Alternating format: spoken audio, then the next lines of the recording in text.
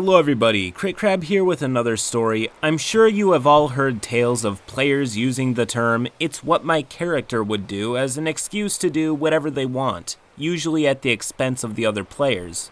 Well, my friends, this is a tale of a DM telling a player what his character would do. Roll post. So this happened a while ago, but I wanted to share my personal horror story here. A long time ago, I had a group of friends that I played a few RPGs with. We stopped hanging out when I ended up moving to a different state. Then, after nearly a decade, I moved back to my original state and hit them up to play more games. And this time, my wife joined us. Big mistake to game with these guys again. We decided to join their Shadowrun campaign. They had just begun it, only completed 2 or 3 sessions, so the GM said that he had a good idea on how to introduce us.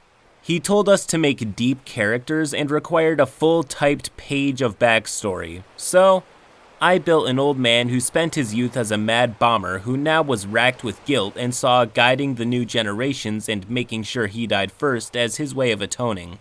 He was a demolitions expert, but his old age meant that he was a pretty terrible combat character, depending on trickery to survive and win.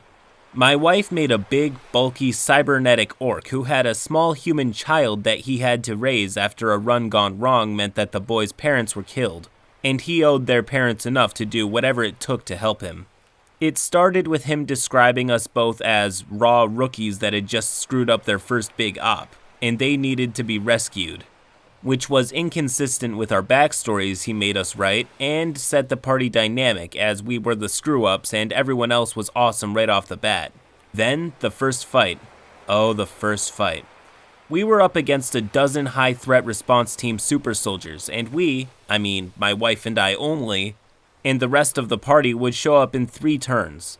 It ended with me bleeding out on the floor and the GM intentionally working around the rules to avoid the armor of my wife's tank, and just only deal stun damage to knock her out.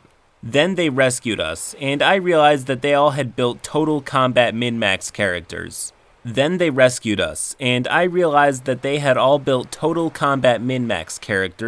their backstories were about as complex as Angry Man, for all but one of them, who had built a mage with a martyr complex. Even with their absolute combat monsters, one of them also dropped to the ground bleeding out by the time we won by escaping, somehow, with 3 of the 6 laying on the ground. Well, that was the first session. I had some experience as a GM, and I figured that if I was in the GM's shoes, I would know that a combat scenario I had made was too much and tone it down moving forward. I figured our escape was his way of realizing that, so I gave him the benefit of the doubt. I was wrong. It got more than a bit ridiculous in the second and final session. While infiltrating a corporate office, my wife rolled a glitch while sneaking past the exterior guards. Basically, she succeeded, but something went wrong at the same time. Instead of making a bit of noise and raising suspicion, she dropped her claymore, which, in her backstory, was her dead best friend's claymore, and a physical reminder of her oath to protect the child. Somehow, he insisted that she did not notice her super valuable and massive sword falling out of her back sheath. Then, in the first room we were in, it was described as having a service elevator and a loading dock. We took the elevator because we had no choice. Then, the alarms went off, and he told us we should have taken the stairs. We all argued with him about that, and he eventually caved after begrudgingly accepted that that wasn't really fair since he didn't tell us about the stairs. No, really. After that, there were tons of pointless corridors and offices. At one point, I managed to bluff a security team down to a lower floor, so we could steal some files from an executive office by pretending to be their boss over an intercom. And the low-level security guys, armed with flashlights and tasers, headed down to the basement. I then was able to talk to a captured executive there because my character was the only one who spoke French. I thought the GM had set up a character moment for me, but he was shocked to discover I could speak French, despite my character being French-Canadian, as was clearly detailed out in my backstory he had required I type up and send him. The conversation was shallow and clearly improvised and provided nothing useful. After the guards were gone and the executive tied up, we stole what we needed and I made a firebomb to scrub any evidence we were there, and destroy anything that would show them what we were after. He told me that I didn't need to roll my demolition skill or anything else to make such a simple bomb with the materials I had on hand. As we were leaving, the low-level guards I sent to the basement came back as a high-threat response team. Of course, as we were making our escape, I set off my firebomb remotely to make a distraction and get them looking the other way. And this is the moment I quit the game. The firebomb cracked the entire building in two, waking up the entire city and getting the corporation to mobilize everything they had to kill us. I protested. He said that the bomb was too powerful and that the room was right next to the main gas line.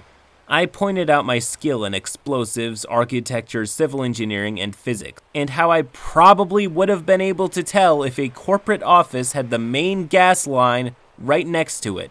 He told me I should have rolled. I told him that he said I didn't have to. He then tried to argue that, since I was a mad bomber, it was what my character would do.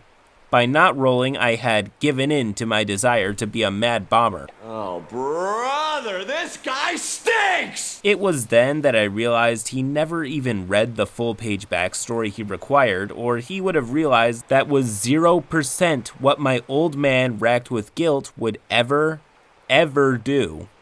We never went back. Honestly, this is only scratching the surface of how bad these 2 sessions were. I could probably even write 4 more posts based on these sessions. TLDR, GM requires typing a bunch of backstory, doesn't read it, says you don't need to roll dice for an easy check, and then makes you screw up phenomenally, and then mocks you, telling you that you should have rolled.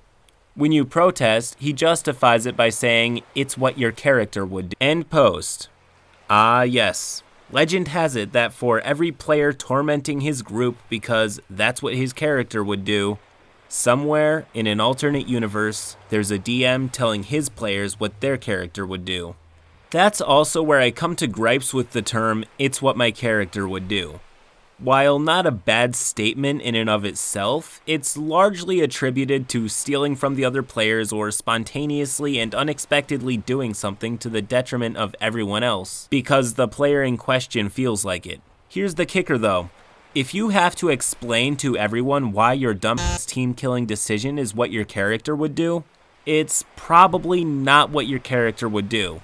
And even if it was, then you're playing a bad character. I'm sure it won't come as a surprise to anyone that when you're playing in a party, you're supposed to make a member of the party, not an opponent or a leech. It should be assumed that the party is all generally on the same page morally, or even if not, are at least on the same side. If everyone's playing the Justice League, you can't be the Joker. Now that's quality. Honestly, there isn't a whole lot else I can try to say or talk about here other than don't try to control your players, I guess. It seems really obvious, I know, but I guess some people still didn't get the message. Anyways, if you enjoyed this video, please do leave a like and subscribe to the channel for more stories just like this one. Till next time.